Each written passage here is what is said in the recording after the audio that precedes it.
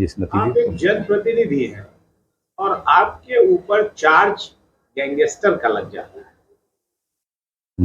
तो देखिए, बहुत सारे लोग ये नहीं समझ पाते। यही हमारे देश का असली लोकतंत्र है। किसी के विरुद्ध भी कोई आरोप लगाया जा सकता है। जब आरोप लगाया जाएगा तो विवेचना के माध्यम से आरोप के समर्थन में क्या साक्ष्य संकलित हुए, उस साक्ष्य के आधार पर चार्जशीट प्रेषित की जाती है। न्याय की क्या उम्मीद है? न्याय पे तो हमारे देश की स्वतंत्र न्यायपालिकाएं ही तो देश के लोकतंत्र को अभी संभाले हुए हैं। तमाम तरह की आशंकाएं और तमाम तरह की चीजें सामने आती हैं, लेकिन आशा की किरण अगर कहीं अभी भी है तो न्यायपालिका में तो अभी भी दिखाई दे रही है। मतलब आप जो भी न्याय, देखिए, लोकतंत्र के तीनों स्तंभ में से एक स्तंभ का मैं भी सदस्य हूं। मैं भी मेंबर ऑफ लेजिस्लेटिव असेंबली की हैसियत से 5 बार जन विश्वास प्राप्त करके उत्तर प्रदेश की विधानसभा का सदस्य रहा हूं और गाजीपुर के लाखों लाख जनता का जन विश्वास हासिल करके 14वीं लोकसभा और अब 17वीं लोकसभा में भी लाख के अधिक अंतरों से चुनाव जीत करके मैं निर्वाचित हूं। तो मेरे नाम का भय है, आतंक है जनता में। इससे बड़ा प्रमाण क्या हो सकता है कि जनता जिसे खुद ही अपना नायक चुन रही है, जनता जिसके ऊपर अपना विश्वास पिछले 40 सालों से, उसके बाद भी अगर कहीं से कोई ऐसा मेरे विरुद्ध है तो हम विश्वास करते हैं कानून में, संविधान में, लोकतंत्र में। हमारे विरुद्ध कोई मामला है तो उसका परीक्षण कोर्ट में हो और परीक्षण के अनुसार जो न्याय के सामने, न्यायालय के सामने जो साक्ष्य है उसके अनुसार न्याय हो। अदालतें बनी हुई हैं, जिस अदालत में ट्रायल हो रहा वो, उसके ऊपर अपील की अदालत, दोनों पक्षों को, अभियोजन पक्ष को और हमारे पक्ष को भी, ये हमारे कानून में, संविधान में ये व्यवस्था है कि जो संतुष्ट नहीं होगा निर्णय से वो ऊपर की अदालत में जाएगा और उसके ऊपर की भी अदालतें हैं। उसीलिए सांसद जी, एक बड़ा वाकया अभी प्रयागराज में हुआ और जो तीनों शूटर थे वो बांदा जेल में ही मिले थे एक दूसरे से, और वहीं पे आपके छोटे भाई विधायक, पूर्व विधायक मुख्तार अंसारी भी हैं, और आप लोगों ने सरकार से और कोर्ट में भी दी हुई थी अर्जी उनकी जान के खतरे की। तो इस पर क्या टिप्पणी है आपके पूरे शूटआउट? देखिए, किस तरह से देखिए? आप पूछ रहे हैं, आप एक सीनियर और गंभीर पत्रकार हैं। ये एक ऐसा बिंदु है जिस बिंदु पर आपका सवाल तो ठीक है, वो सुर्खियां बटोरेगा, लेकिन कितनी शालीनता है आपके पूछने की भाषा में और कितनी विभत्सता होती है उसको प्रस्तुत करने की भाषा में। शब्द बदल दिए जाते हैं। पूछते ही भड़क गए कि भड़क जाना क्या होता है।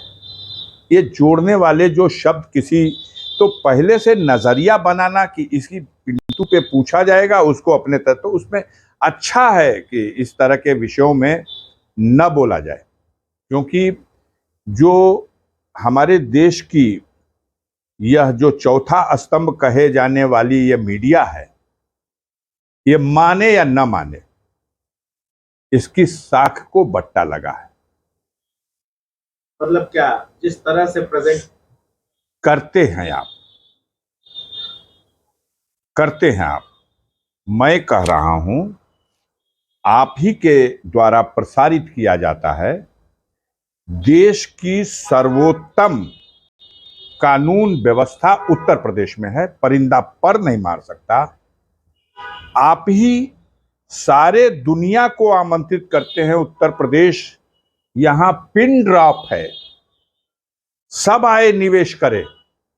सारी दुनिया को, सारे देश को आप आमंत्रित करते हैं निवेशकों को। शांति ही शांति है। और ये कैसी शांति है? एक तरफ जहां प्रातः काल व्यवस्था है, भगवान शिव की पूजा के लिए भी ओम नमः शिवाय और ओम शांति, वहां आप अपना जो व्यवहार है उसको देखिए। किसी घटना को किस तरह आप प्रस्तुत कर रहे हैं। क्या आप ओम शांति का जो श्लोक उच्चारण कर रहे हैं, कितना उसमें ठीक उसका उल्टा विरोधाभास है। कहां है शांति? सारी दुनिया आए निवेश करे। क्या है वो माहौल उत्तर प्रदेश में? क्या यही वो देश की सबसे सर्वोत्तम और उत्तम कानून व्यवस्था है? अगर है तो आप बाजा बजाओ। देश की जनता इस व्यवस्था चलाने वालों का 2024 में बाजा बजा देगी।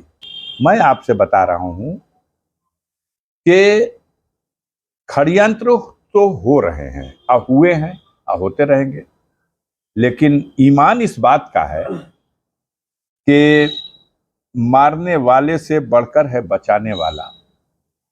और दिन जब तय हो जाएगा तो घटनाक्रम सपने में भी किसी ने न सोचा रहा हो, घट गया।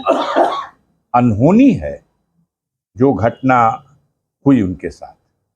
लेकिन अगर इसकी निष्पक्ष जांच होगी तो आप भी हो, मैं भी हूं, ये सारी स्क्रिप्ट सब पहले से तैयार थी। इतने शानदार वो वेपन जो मिले, और वो 3 ही मारे हैं। हमें तो कोई बता रहा था कि 5 लोग शूट किए, 3 के लिए ये भूमिका थी, जैसे सबके काम बांटे गए थे। उनमें 3 के लिए ये भूमिका थी। उनका ये रोल था कि तुम लोग जल्दी जल्दी जय श्री राम का नारा भी लगाना और सरेंडर भी करना, और जब वो गिरे पड़े हों मरणासन्न स्थिति में तो दौड़ दौड़ के उनके ऊपर भी फायर भी करना, ताकि जल्दी जल्दी फिल्म भी बना के दिखाया जाएगा यही तीनों हैं, यही तीनों। और एक के सिपाही 2-2 आदमी को अखबारी में ऐसे पकड़े जैसे कबड्डी का मैच खेल रहा हो। तो ये अभी जो असली उसमें जो शूट करने वाले थे, ये तो तीनों थे ही, इसके अलावा भी थे। ये जांच का विषय है कि उस समय, उस दिन किसके जिम्मे कानून व्यवस्था थी। देश के वरिष्ठतम वकील ने कहा है, एक हत्या अतीक अहमद और उनके छोटे भाई अशरफ की हुई, और दूसरी हत्या कानून व्यवस्था की हुई। और आज ही मैं देख रहा था,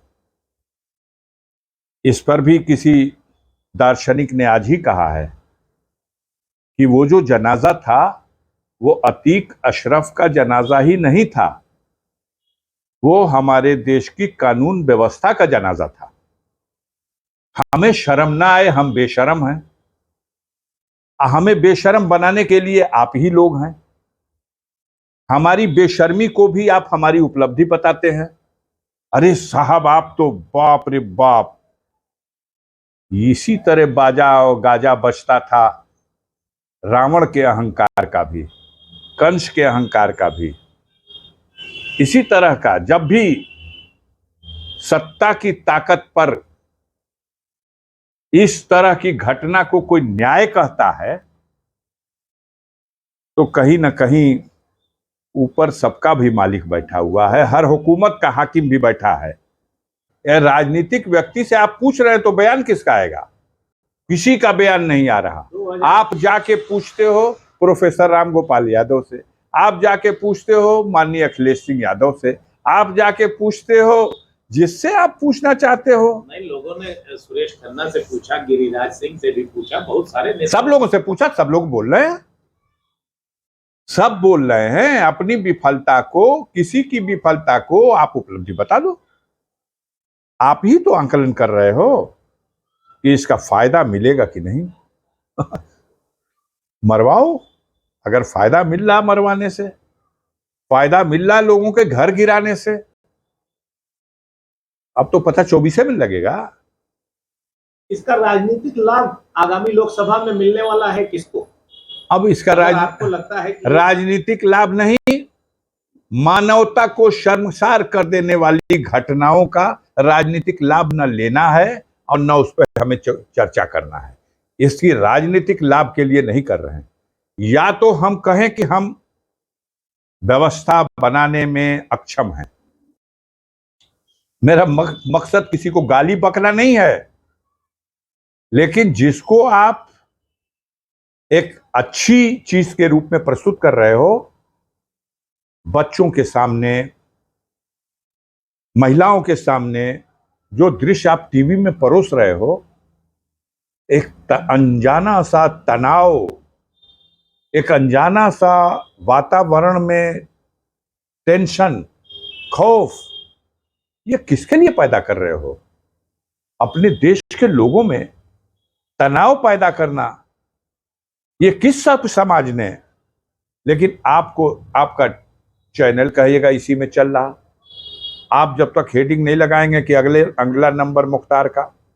मैंने कल एक पत्रकार बंधु से कहा था, यह बात आपने हमसे पूछी धमकाने के लिए, या ये बात आपने पूछी कि किसी की कॉन्स्पिरेसी में आप सम्मिलित है इसलिए आपको पता है, या ये बात आपने हमसे कही इसलिए कि अमुक व्यक्ति ने हमको ऐसा करने के लिए बताया है? तो आप बताइए। ना नहीं नहीं नहीं, हम कुछ नहीं ऐसा। तो ऐसा नहीं तो ऐसा सवाल क्यों? अब उस कहानी पुरानी और चली तो जल्दी से मुख्तार का नाम जोड़ दिया जाए और थोड़ी आगे बढ़ेगी। 15 तारीख की स्क्रिप्ट पहले से लिखी हुई थी, दिन की घटनाक्रम क्या होगा और रात का घटनाक्रम क्या होगा। 5 जिले की फोर्स गाजीपुर में बुलाई गई थी जिस दिन आपका फैसला आना जी, और दिल्ली के मीडिया के लोग आए थे, मेरा इंटरव्यू लेके गए। पटना आ गया था, लखनऊ आ गए थे, बनारस से आ गए थे। आप गाजीपुर के प्रेस के लोग हो, आपकी संख्या 10-20 रही होगी, लेकिन वो 50-100 थे। हम तो हर तारीख पे जाते हैं। मैं तो सड़क छाप आदमी हूँ, एक गाड़ी लेके चला जाता हूँ, 4 लोग बैठते हैं बस। कोई बता रहा था कि आप जो है वो अपने सामान लेकर आए थे गाड़ी में, कि आपको शायद अब फैसला जब सुनने जाता है तो आदमी जिस तरह की परिस्थितियां उत्पन्न होंगी उसके लिए तैयार होके जाना कोई बुरी बात नहीं है, लेकिन कम से कम इस पे तो संतोष कीजिए कि मेरे जैसा आदमी है जो न्यायपालिका में आरोप का विचारण हो और निर्णय का स्वीकार हो। पसंद नहीं आए तो भी उसकी आलोचना नहीं करूंगा, उसकी अपील करूंगा। पूर्वांचल की सियासत में अफजाल अंसारी एक बड़े नाम। अब आप कहाँ चल रहे हैं इस पे? मैं आपसे एक छोटी सी चीज ये पूछना चाहूंगा कि आगामी लोकसभा में आप क्या देख रहे हैं कि अगली सरकार किसकी आने वाली है, क्या होने वाला है? बहुत अच्छा प्रश्न है आपका। मूल मुद्दे पे आप आए। मैं आपसे ये कहना चाहता हूं कि उत्तर प्रदेश की बात अगस्त में करूंगा, क्योंकि उत्तर प्रदेश में 2024 के चुनाव की असली पटकथा किस तरह से सेना बनेगी ये अगस्त में तय होगा। अगस्त से पहले देखते रहिए, जो दृश्य दिखाई दे रहा है उसमें कुछ असली भी है और कुछ नकली भी है। लेकिन बाकी देश के ज्यादातर हिस्सों में 5 प्रदेशों में तो चुनाव चल रहे हैं। अभी कुछ प्रदेशों में चुनाव हुए। हिमाचल प्रदेश में, जहां भारतीय जनता पार्टी नारा देती है कि हिंदुस्तान से कांग्रेस विहीन भारत बना देंगे।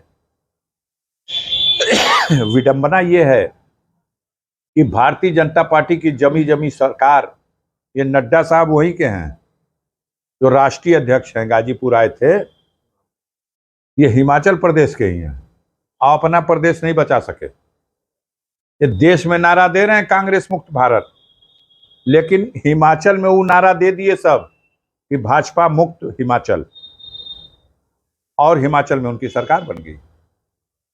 4 में चारों एमपी इनके थे, अब शायद बोहनी भी ना हो इनकी। कर्नाटक में चुनाव चल रहा, आपने ही सी वोटर का सर्वे पेश किया है, देख लीजिए उठा करके। कांग्रेस पार्टी अपने दम पर 128-130 सीट जीत रही, जेडीएस अलग से 20 से 30 सीट जीत रही, और भारतीय जनता पार्टी के औकात 62 से लेके और 75 के बीच आपके सर्वे में। असलियत तो इससे भयंकर है। वो कर्नाटक जहां 28 सीटें हैं लोकसभा की, जिसमें 26 सीट अकेले मोदी जी के कैंप में थी, उसी तरह की परिस्थितियां राजस्थान में हैं।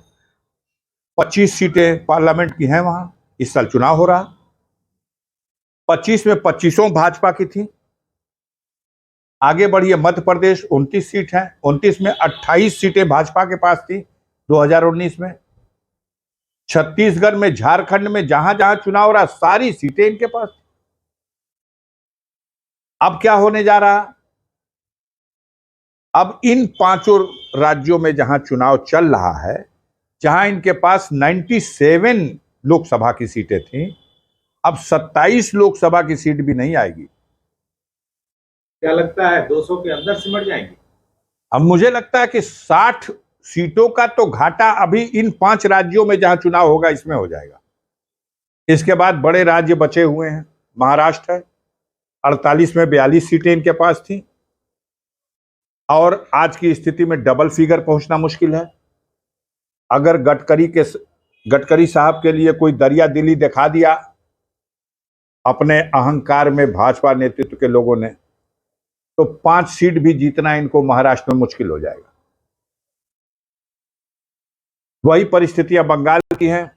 18 सीटें इनके पास थी, 2 सीटों में सिमट जाना है। बिहार में 40 सीटों में 39 इनके पास थी। जो हालात बिहार के दिखाई दे रहे हैं, जिस तरह प्लेटफॉर्म बना है, अंडर 5 स्कोर हो जाए। उत्तर प्रदेश में क्या लगता है? उत्तर प्रदेश में अभी तो हम कहते हैं 80 सीट है, 81 सीट भाजपा के खाते में लिख दीजिए। इससे ज्यादा तो नहीं, 66 तो पहले ही मिली हुई है, इस बार 81 लिख दीजिए। लेकिन कहां का घाटा पूरा करेंगे यूपी से?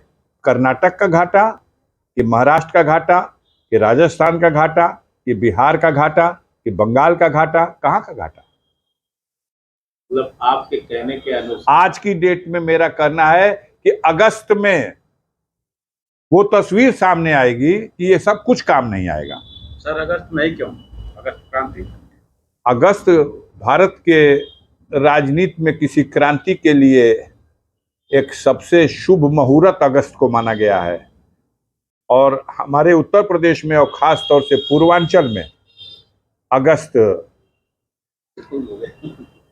क्रांति के लिए एकदम, आपको मालूम है देश में क्रांति बाद में हुई, देश आजाद हुआ 47 में, और उत्तर प्रदेश का ये पूर्वांचल 42 में 18 अगस्त को झंडा उंडा कांग्रेस का लहरा दिया और ब्रिटिश हुकूमत का झंडा जला दिया। चलते चलते सर एक अंतिम सवाल, 29 तारीख को फैसला आना है, उस दिन अफजाल अंसारी कोर्ट में मौजूद रहेंगे? एकदम रहेंगे, और टीका टिप्पणी आपसे भी कृपा पूर्वक अनुरोध है कि फैसले को लेकर टीका टिप्पणी मत कीजिए। जो चीज सामने आएगी उसको खबर बनाइएगा। ये तरीका गलत है कि आप भविष्य को खबर बनाना चाहते हैं। आप बना लो, कयास लगा लो, लेकिन हमारे मुंह से कहलवाओ, ये कतई उचित नहीं।